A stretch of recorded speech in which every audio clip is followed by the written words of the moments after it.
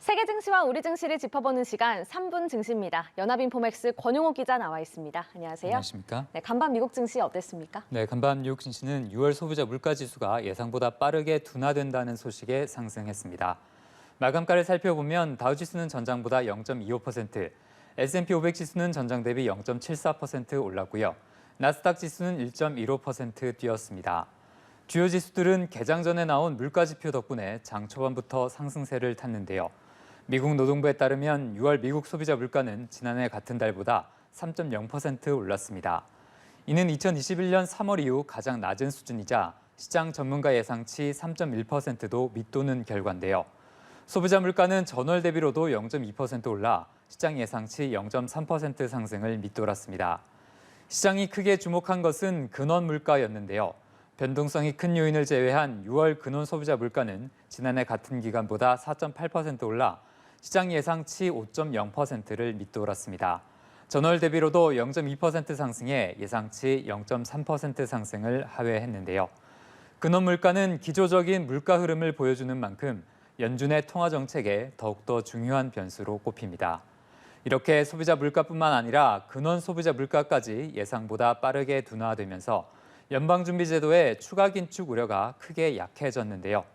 시장은 7월에는 연준이 예정대로 금리를 올릴 것으로 예상하면서도 7월 이후 추가 인상 확률은 빠르게 낮춰잡고 있습니다.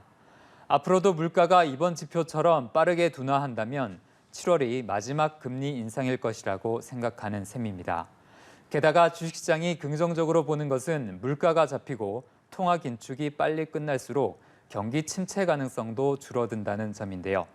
이번 지표 발표를 계기로 시장의 경기 침체 우려가 크게 약해졌다고 볼 수 있습니다. 네, 물가 지표가 발표가 되면서 연준에 대한 우려가 크게 줄었는데 그래도 일각에서는 경계의 목소리도 있다고요. 네, 그렇습니다. 일부 전문가들 사이에서는 물가 수준이 여전히 높아 섣부르게 낙관해서는 안 된다는 진단도 있었습니다.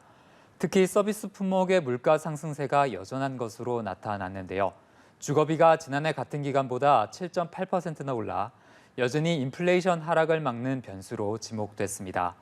주요 매체인 월스트리트저널도 이번 지표에 대해 인플레이션이 연준이 원하는 만큼 빠른 속도로 둔화하는 것은 아니라고 평가했습니다. 네, 또 종목별로도 보면 주요 기술주들이 일제히 올랐네요. 네, 그렇습니다. 주요 기술주들이 일제히 올랐는데 이는 채권 금리와 연관성이 있습니다.